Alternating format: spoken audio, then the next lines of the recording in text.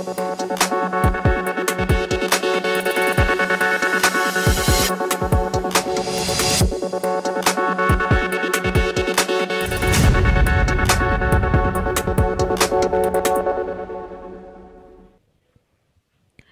आप सभी का जन टीवी उत्तराखंड में स्वागत है। मैं हूं आपके साथ दीपिका जहांगीर। खबरों की शुरुआत करेंगे उससे पहले एक नजर हेडलाइंस पर।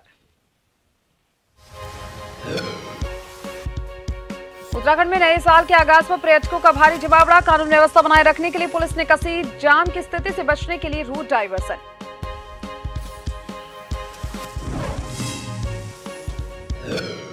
स्वास्थ्य मंत्री ने ऋषभ पंत की हालत बताई स्थिर। देहरादून के मैक्स अस्पताल में विशेषज्ञों की टीम पंत के उपचार में जुटी। अनिल कपूर और अनुपम खेर पहुंची मैक्स हॉस्पिटल।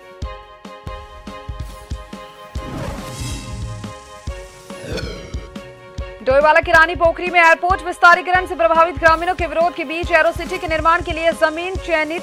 स्थानीय लोगों को दुकानें की जा सकती है आवंटित। प्रदेश में 2 जनवरी तक 24 घंटे होटल और रेस्टोरेंट और ढाबे खोलने के आदेश पर कांग्रेस का तंज। सरकार के इस आदेश को कांग्रेस ने बताया तुगलकी फरमान। कहा शराब माफियाओं के दबाव में लिया फैसला। नए साल से पहले मसूरी में हुआ सीजन का पहला हिमपात। बर्फ की फाहें गिरने से पर्यटकों के खिले चेहरे। बारिश और बर्फबारी के आसार।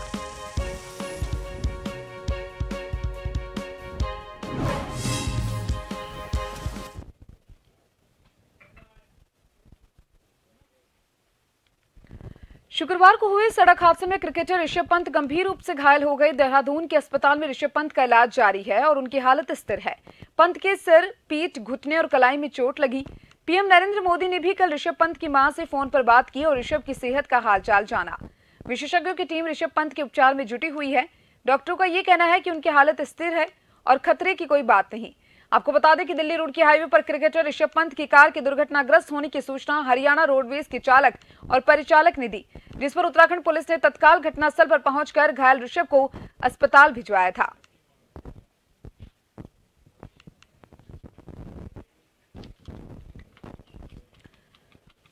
क्रिकेटर ऋषभ पंत के स्वास्थ्य को लेकर स्वास्थ्य मंत्री धन सिंह रावत ने कहा कि वे अभी ठीक हैं और डॉक्टरों की निगरानी में हैं। स्वास्थ्य मंत्री के मुताबिक उन्होंने सीएमओ और अन्य डॉक्टरों को दिशा निर्देश दिए हैं कि ऋषभ के इलाज में जो हर संभव मदद चाहिए होगी वह सरकार अपनी तरफ से देगी और वह लगातार डॉक्टर ऋषभ पंत के परिवार वालों के संपर्क में है।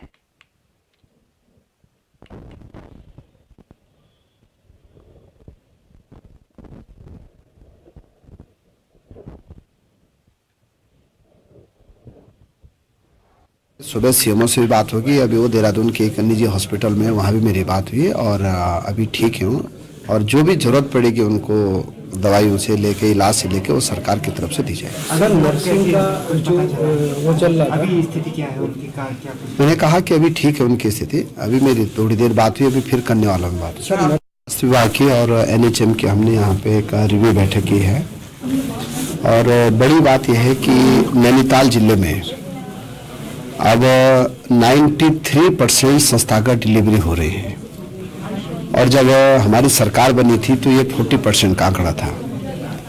दूसरा, 260 जांचें अब निःशुल्क की जा रही हैं और अब हम 1800 जो वेलनेस सेंटर बना रहे हैं उसमें हर गांव में स्वास्थ्य चौपाले लगाए जाएंगे और हमारे CHO गांव-गांव में जाएंगे और पर डे जो है 20 से 25 लोगों को जो है वहाँ पे हर प्रकार की वहाँ पे दवाएं देने का भी वो काम करेंगे। 23 आप पे 108 है सर, 108। डोईवाला के रानी पोखरी न्याय पंचायत में एरो सिटी के निर्माण के लिए राजकीय रेशम फार्म रानी पोखरी की जमीन चयनित हुई है। जमीन के सर्वेक्षण का कार्य प्रशासन द्वारा शुरू कर दिया गया। जहां एक और एयरपोर्ट विस्तारीकरण की कवायद शुरू हो गई तो वहीं उससे प्रभावित होने वाले स्थानीय ग्रामीणों ने एयरपोर्ट विस्तारीकरण का विरोध शुरू कर दिया, जबकि सरकार द्वारा एयरपोर्ट के पास ही रानी पोखरी में एरो सिटी के निर्माण का कार्य शुरू कर दिया गया है। ये चर्चा है कि एयरपोर्ट विस्तारीकरण से प्रभावित होने वाले स्थानीय दुकानदारों को एरो सिटी में डेवलपमेंट के साथ दुकानें आवंटित की जाएंगी। हालांकि अभी प्रशासन द्वारा पूरे प्रकरण पर चुप्पी साधी गई है और कोई भी अधिकारी कुछ भी कहने या फिर जानकारी देने से बच रहा है। इस तरह से एयरपोर्ट विस्तारीकरण की कवायद शुरू हो चुकी है और एयरपोर्ट विस्तारीकरण के कारण जोली ग्रांट का जो बाजार का क्षेत्र है वो कहीं ना कहीं बड़ा प्रभावित होने जा रहा है। उसी को देखते हुए अब एयरपोर्ट के पास ही रानी पोखरी में जो राजकीय रेशम फार्म की ज़मीन है, जो 11.42 एकड़ लगभग 60-62 बीघा ज़मीन है, इस ज़मीन पर एक एयर सिटी का निर्माण होने जा रहा है। एरो सिटी के लिए अभी यहाँ पर कवायद शुरू हो चुकी है और कई तमाम अधिकारी, चाहे वो राजस्व के अधिकारी हों, अन्य तमाम अधिकारी यहाँ पर उनका आना जाना शुरू हो चुका है। अब एरो सिटी के निर्माण की कवायद यहाँ पर शुरू हो चुकी है। डोईवाला से जन टीवी के लिए आशीष यादव। उत्तराखंड में 2 जनवरी तक होटल, रेस्टोरेंट और ढाबे 24 घंटे खुलेंगे। प्रदेश सरकार ने नववर्ष मनाने के लिए पर्यटकों की बड़ी संख्या में आने की संभावना को देखते हुए निर्णय लिया और इस बाबत आदेश जारी कर दिया, लेकिन सभी को सुसंगत नियमों का पालन भी करना होगा। अब वही सरकार के इस निर्णय पर भी राजनीति शुरू हो गई है। कांग्रेस की प्रदेश प्रवक्ता गरिमा दसोनी ने सरकार के लिए गए फैसले पर तंज कसते हुए कहा कि प्रदेश में इस वक्त उस दल की सरकार है जो शराब को बंद करने की बात कहती है और पिछली सरकार में इन्होंने घर घर मोबाइल वैन से शराब के साथ चखना भी बांटने का काम किया। कांग्रेस के कार्यकाल से भाजपा ने शराब की 200 दुकानें अधिक खोली। साथ ही इस आदेश को सीएम धामी का तुगलकी फरमान बताया गया।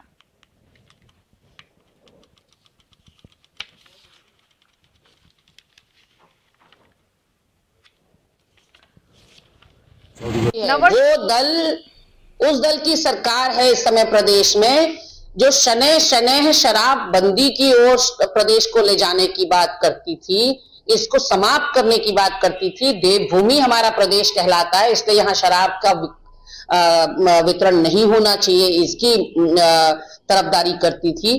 उस पार्टी ने अपने पिछले कार्यकाल में घर घर मोबाइल वैन से दारू बंटवाई, उसके साथ चखना भी बंटवाया और अब आप सोचिए कि जो मातृशक्ति हमारी आंदोलनरत हुई, हमसे लगभग 200 दुकानें ज्यादा, कांग्रेस के कार्यकाल से 200 दुकानें शराब की ज्यादा खुलवा दी हैं भाजपा सरकार ने।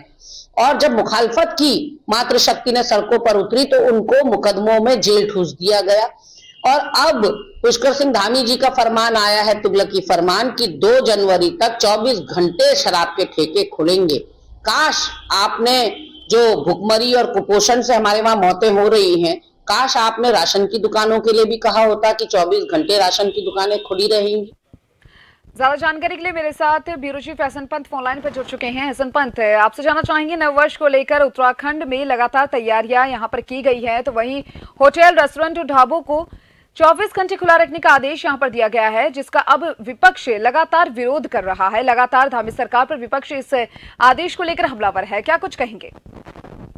बिल्कुल, आपको बताना चाहूंगा, जिस तरीके से नववर्ष के सभी तैयारियों के लिए राज्य सरकार हो या फिर स्थानीय दुकानदार हो या सैलानियों के साथ साथ जो उत्तराखंड के आम नागरिक हैं, जो होम स्टे संचालित करते हैं, रेस्टोरेंट संचालित करते हैं, धर्मशालाएं संचालित करते हैं या वो जो नौकाएं संचालित करते हैं, उनको एक उम्मीद रहती है कि इस तरीके का ऑक्सीजन आएगा और यहाँ पर जो तीर्थ यात्री कहें या सैलानी कहें, जो कुछ मंदिरों की तरफ जाते हैं, कुछ परिवार को लेकर डेस्टिनेशन की तरफ जाते हैं, तो उन टूरिस्टों के मद्देनजर एक खुशी की जो आमद है वो देखी जा सकती है। राज्य सरकार ने इसी बात को भांपा और पिछले साल की जो तुलनात्मक अगर बात करें कि जिस तरीके से लोग जब आते हैं तो उनके सामने दिक्कत ये हो जाती है कि 10 बजे बाद रेस्टोरेंट, धर्मशाला अमूमन बंद हो जाते हैं या बड़े जो होटल्स हैं वहां पर टिकट लेकर के पहुंच जाते हैं, कूपन सिस्टम होता है और रात 12 बजे तक लोग न्यू ईयर का जश्न मनाते हैं। लेकिन उसके सामने दिक्कत समस्या ये खड़ी हो जाती है कि कई बार कई लोगों को देखा गया कि उनके बाद तोड़फोड़ शुरू हो जाती है या हुड़दंगी शुरू हो जाते हैं, उनको खाना नहीं मिल पाता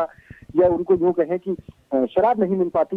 इसके बचने के लिए राज्य सरकार ने होटल्स, धर्मशालाएं हैं, बार यानी तमाम व्यवस्थाओं को 24 घंटे खोलने का प्राविधान किया है। 24 घंटे खोलने का प्राविधान करने का मकसद है, एक तरफ सैलानियों को किसी प्रकार की कोई समस्या नहीं होगी खाने पीने को लेकर, रहने को लेकर, और दूसरा जो आमदनी है वो स्थानीय दुकानदार या होटल या रेस्टोरेंट या टैक्सी, मैक्सी, कैब, जो भी जिसका भी इस न्यू ईयर के जश्न से सीधे सरोकार जुड़ा हुआ है, उनको सीधे तौर पर इसका लाभ मिलेगा। और तीसरी बात, अगर इन चीजों को खोलने से जब कोई अति हो जाती है तो उसके नकारात्मक प्रभाव भी हो सकते हैं। उसके लिए भी राज्य सरकार ने एक व्यवस्था की है जिसमें डीजीपी अशोक कुमार ने सीधे तौर पर कहा है कि जो पर्यटक हैं उन पर्यटकों को के साथ जो मित्र पुलिस उत्तराखंड की है वो बड़े सौहार्दपूर्ण वातावरण तरीके से उनकी हेल्प करेगी, लेकिन जो हुड़दंगी है सैलानी के वेश में जो अराजकता फैलाने का मकसद के साथ यहाँ पर पहुंचते हैं, उनके खिलाफ सख्ती बरती जाएगी। यानी पुलिस प्रशासन अपना काम करेगी, जिला प्रशासन अपना काम करेगी, होटल धर्मशालाएं और इस तरीके से जो व्यवस्थाएं हैं जिससे कि सैलानियों को दिक्कतें आती थी, उन दिक्कतों को दूर करने का काम किया गया। अब रहा सवाल की राजनीतिकरण का, तो राजनीतिकरण के तौर पर देखेंगे तो विपक्ष ने इसको दूसरे मुद्दे से जोड़ दिया है कि आप अगर बार को या होटल्स रेस्टोरेंट को यानी शराब के कारोबार को अगर आप रात तक खोलना चाहते हैं, 24 घंटे खोलना चाहते हैं, तो इससे लोगों को क्या लाभ मिलने वाला है। लेकिन क्योंकि ये केवल 2 दिन की व्यवस्था है और 2 दिन की व्यवस्था में सैलानियों के मद्देनजर ये फैसला लिया गया है। बहुत बहुत शुक्रिया आपका तमाम जानकारी को साझा करने के लिए एसएन पर।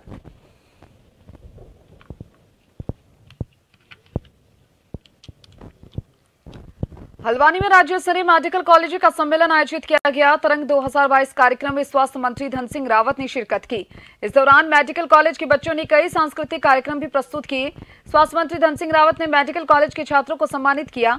स्वास्थ्य मंत्री धन सिंह रावत ने कहा कि इस समय राज्य के 1000 बच्चे एमबीबीएस का कोर्स कर रहे हैं और सबसे खुशी की बात है कि बच्चे अब हिंदी में भी एमबीबीएस की पढ़ाई कर सकेंगे।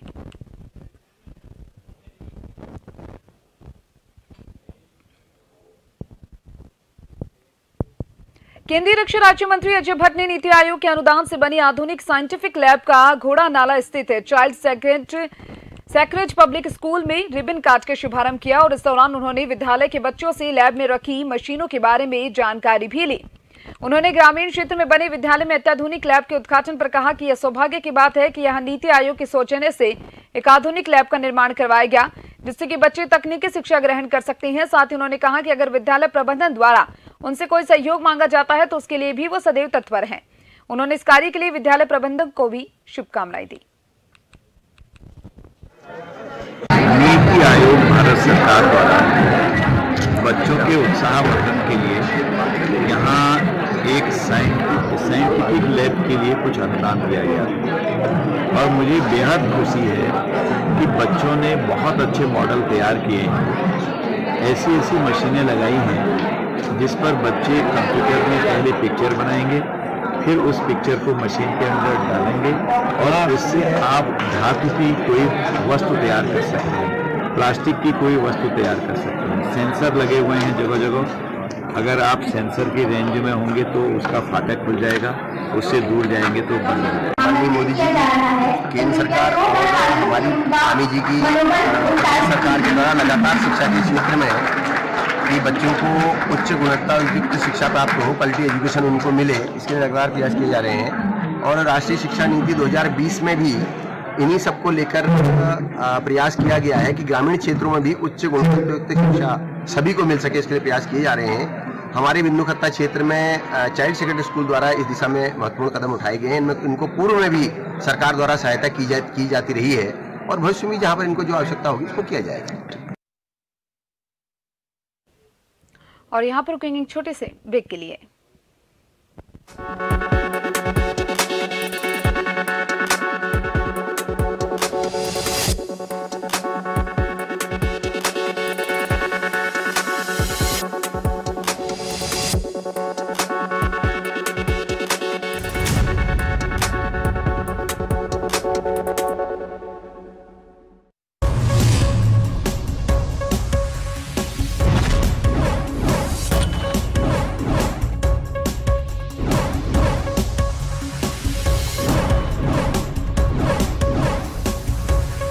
बारह से खबर आपको बता रहे हैं। 12 में एक युवक पानी में डूब गया है। कुछ लोगों द्वारा परेशान करने की बात युवक कर रहा था।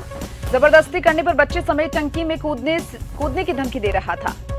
एक युवक बच्चे को लेकर टंकी में कूदा। छबड़ा में बच्चे समेत युवक पानी की टंकी पर, तहसीलदार और पुलिस पहुंची मौके पर और समझाइश कर रही है। कुछ लोगों के परेशान करने की बात यहां पर सामने आ रही है। युवक बार बार कह रहा है, युवक टंकी पर चढ़ गया है बच्चे समेत। युवक बार बार टंकी से कूदने की धमकी दे रहा है। छबड़ा में बच्चे समेत युवक पानी की टंकी पर चढ़ा। तहसीलदार और पुलिस पहुंची मौके पर और समझाइश कर रही है।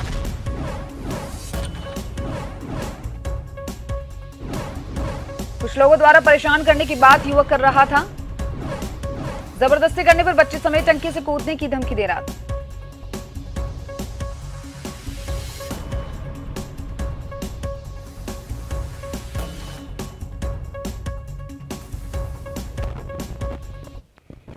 और ज्यादा जानकारी के लिए बारा से संवाददाता ब्रिजेश मेरे साथ फोन लाइन पर जुड़ चुके हैं। ब्रिजेश, बारा से खबर सामने आ रही है जहां पर एक युवक बच्चे समेत टंकी पर चढ़ गया है और कुछ लोगों के द्वारा परेशान करने की बात यहां पर सामने आ रही है। क्या कुछ अभी स्थिति वहां पर नजर आ रही है?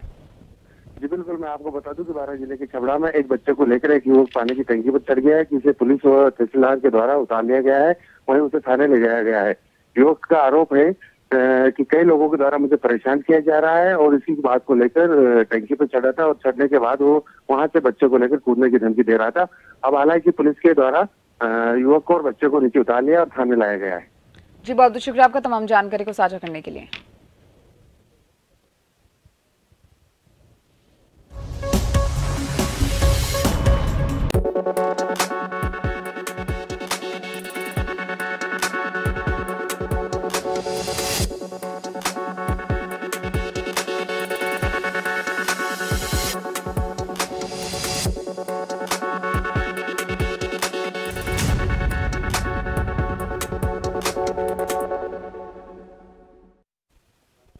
ब्रेक के बाद एक बार फिर से आप सभी का स्वागत है। नववर्ष 2023 का आगमन होने को है। ऐसे में देवभूमि उत्तराखंड पहाड़ की वादियों में नववर्ष मनाने के लिए पर्यटकों का आगमन जारी है।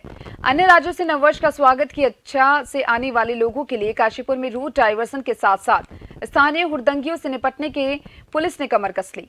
काशीपुर से होकर नैनीताल और रामनगर समेत अन्य पर्यटक स्थलों तक जाने वाले लोगों को एनएच के जरिए वाया दोराहा भाजपुर होते हुए जाने के लिए रूट डाइवर्सन किया गया।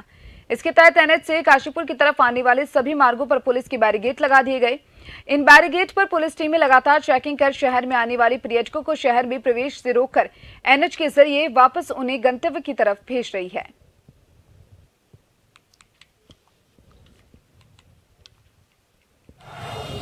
30 तारीख और 31 तारीख को हमारा रूट डाइवर्जन प्लान लगा हुआ है।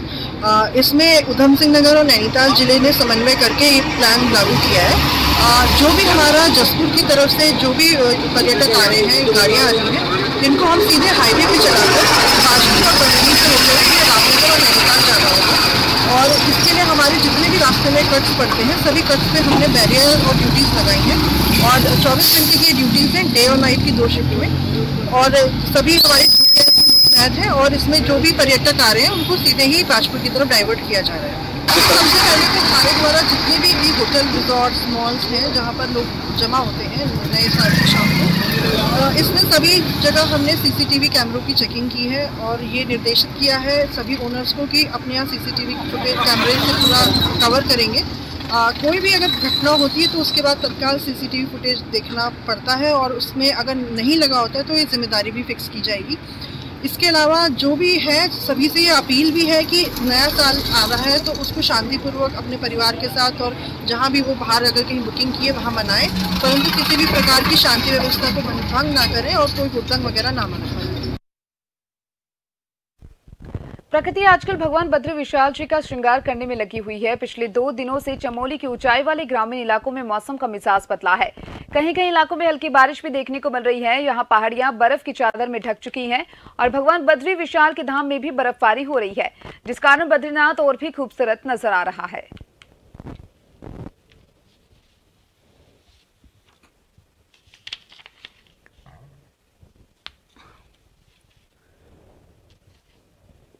प्रकृति आजकल भगवान बद्री विशाल जी का श्रृंगार करने में लगी है। पिछले 2 दिनों से चमोली की ऊंचाई वाले ग्रामीण इलाकों में मौसम का मिजाज बदला है। कहीं कहीं इलाकों में हल्की बारिश भी देखने को मिल रही है।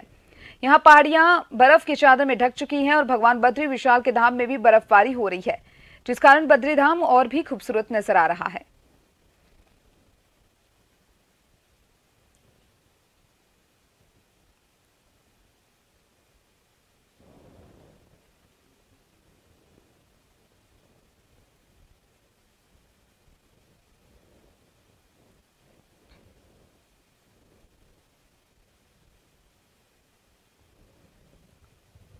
प्रकृति आजकल भगवान बद्री विशाल जी का श्रृंगार करने में लगी। पिछले 2 दिनों से चमोली की ऊंचाई वाले ग्रामीण इलाकों में मौसम का मिजाज बदला।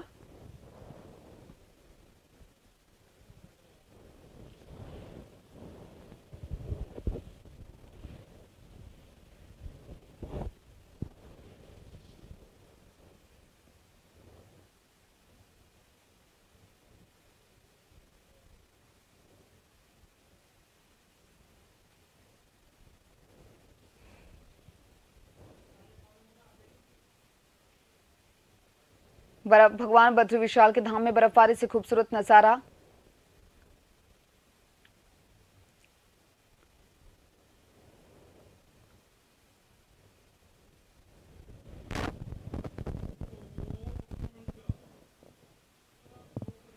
बर्फ की सफेद चादर से ढकी आसपास की पहाड़ियां।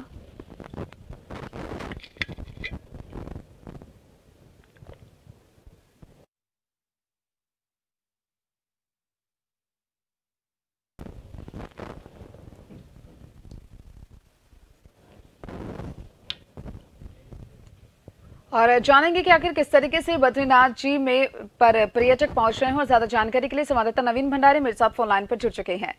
नवीन, प्रकृति बद्रीनाथ जी पर मेहरबान हो रही है। लगातार देखा जा रहा है कि बर्फ की सफेद चादर से बद्रीनाथ ढक चुके हैं और आसपास के गांवों में भी मौसम का मिजाज बदला बदला सा नजर आ रहा है। अब ऐसे में पर्यटक भी वहां पर पहुंच रहे होंगे, नववर्ष का शुभ दिन है। अब ऐसे में क्या कुछ देखने को मिल रहा है? जी बिल्कुल, बताना चाहूंगा कि जिस तरीके से 2 दिनों से लगातार मौसम का मिजाज लगातार चमोली जिले में बदला हुआ है। और बद्रीनाथ धाम की बात करें तो बद्री धाम के हालांकि कपाट बंद हो चुके हैं, लेकिन कहीं ना कहीं बद्री धाम में लगातार 2 दिनों से जिस तरीके से वहां पर बर्फबारी देखने को मिली, और जिस भगवान बद्री विशाल जी के धाम में जो वहां पर जो मास्टर प्लान के तहत जो निर्माण कार्य में जो लगे मजदूर हैं, उन्हें भारी दिक्कतों को वहां पर जरूर सामना करना पड़ा। लेकिन कहीं ना कहीं बात की जाए पर्यटक स्थलों की लेकर के तो पर्यटक स्थलों में काफी संख्या में यहाँ पर पर्यटक पहुंचे हुए हैं और जमकर बर्फबारी के यहाँ पर लुत्फ उठा रहे हैं। जी बहुत बहुत शुक्रिया नवीन, तमाम जानकारी को साझा करने के लिए।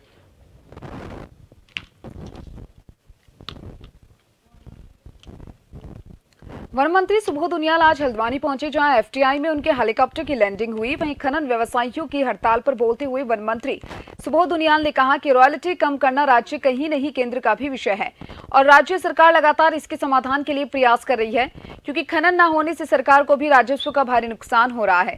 प्रदेश में बढ़ते मानव वन्य जीव संघर्ष को लेकर वन मंत्री सुबोध उनियाल ने कहा कि मानव वन्य जीव संघर्ष रोकने के लिए वन विभाग एक लंबी प्लानिंग कर रहा है।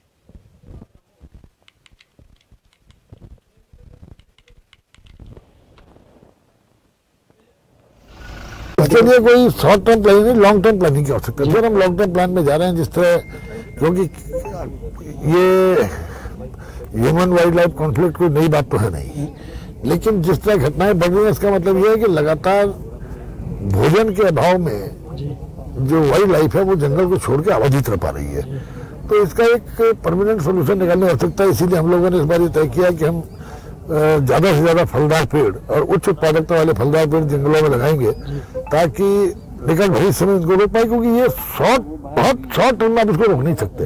उसके अलावा जिस तरह से कॉलोनिंग करके हम ट्रेस आउट करते, लगातार विभाग ये ट्रेस करते रहता है कि उसकी गतिविधियां क्या हैं, लेकिन साथ साथ जनता की अवेयरनेस की सबसे बड़ी जरूरत है। अभी आपने देखा कि 3 आदमी शराब पी के अपना रात को जंगल में चले आए, और जब आप प्रोटेक्टेड एरिया में घुसोगे और उन 2 को यही नहीं मालूम था कि वो है कहाँ, तो ये थोड़ा सा लोगों के अंदर भी जागरूकता की आवश्यकता है। किसी भी लड़ाई को केवल सरकार के लिए नहीं जीता जा सकता, पब्लिक अवेयरनेस सबसे बड़ा हथियार होती है और पब्लिक अवेयरनेस से हम जीत सकते हैं।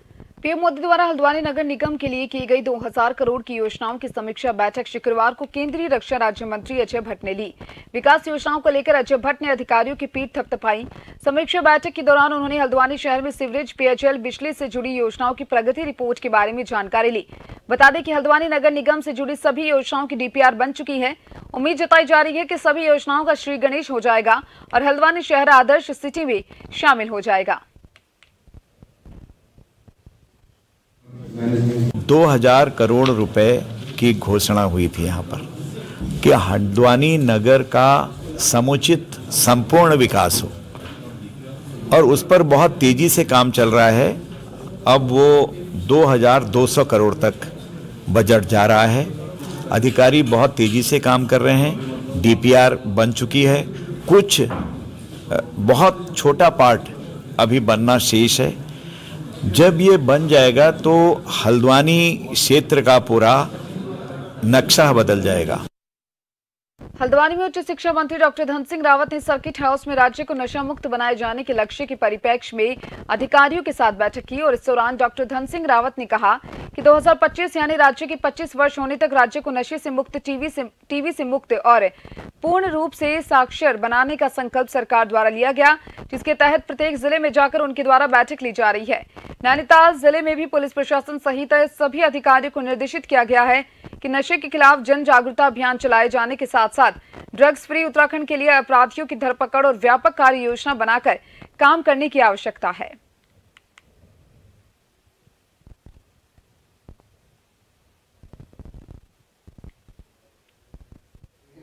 राज्य सरकार एक उस पर कठोर एक्ट बना रही है और मुझे लगता है कि अगली कैबिनेट में ये भी आ जाए। साथ में जहां से भी ये बातें आ रही या जहां से भी ये सब्सक्राइब हो रहा है तो उसके खिलाफ भी पुलिस को हमने सभी एसएसपी डीजीपी को भी आदेश दिया सरकार ने, मुख्यमंत्री जी ने, कि हमको ड्रग के खिलाफ एक बहुत बड़ा अभियान चलाना है। नए साल के जश्न को लेकर नैनीताल पर्यटकों का स्वागत करने को बेताब है। अब ऐसे में जिला प्रशासन और पुलिस ने भी नए साल के जश्न को लेकर अपनी सभी तैयारियां पूरी कर ली है। नैनीताल के मॉडल रोड में लाइटों से सजाया गया है और इसके अलावा पर्यटकों की गाड़ियों के लिए भी अलग से पार्किंग स्थल चिन्हित किए गए। बाहर से आने वाले पर्यटकों के लिए अलग से रूट प्लान तैयार किया गया। किसी भी पर्यटक को कोई दिक्कत न हो, इसका विशेष ध्यान रखा जा रहा है। जिलाधिकारी धीराज गर्ब्याल ने बताया कि होटल एसोसिएशन से बातचीत करके माल रोड को लाइटों से सजाया गया। जिले से बाहर की दोपहिया वाहनों को नैनीताल में एंट्री नहीं दी जाएगी। नैनीताल में पार्किंग फुल होने के बाद रूसी बाईपास को पार्किंग के लिए रिजर्व रखा गया है।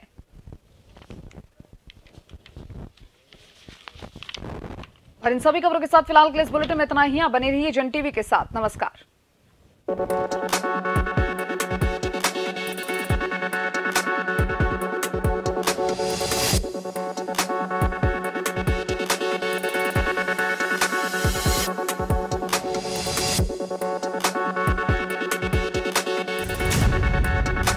जन टीवी की लेटेस्ट अपडेट पाने के लिए हमारे चैनल को जरूर सब्सक्राइब करें और नोटिफिकेशन पाने के लिए बेल आइकॉन दबाएं।